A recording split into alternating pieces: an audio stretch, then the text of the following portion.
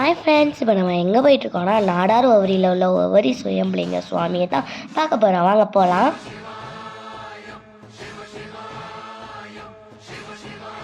இதுதான் அங்கே உள்ள பிள்ளையார் கோயில். இதுதான் கோயில் வாசல். இங்கே தான் சுயம்பலிங்க சுவாமி தானாகவே வருவாங்க. இங்கே என்ன ஸ்பெஷல்னா, மார்கழி மாதம் 1ஆம் தேதியிலேருந்து 30ஆம் தேதி வரை காலைல 7 மணிக்கு சூரியன் ஒளிச்சம் வந்து சிவன் மலம் படும். வாங்க இங்கே உள்ள எல்லா சாமிகளையும் பார்க்கலாம்.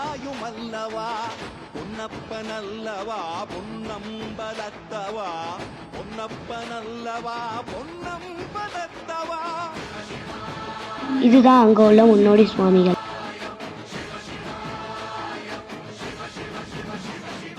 இதுதான் அங்க உள்ள பேச்சியம்மன் கோயில். இதுதான் அங்க உள்ள சக்தியான இசக்கி அம்மன். நீங்களும் இந்த கோயிலுக்கு வந்து பாருங்க. வீடியோ பிடிச்சிருந்தா லைக் பண்ணுங்க.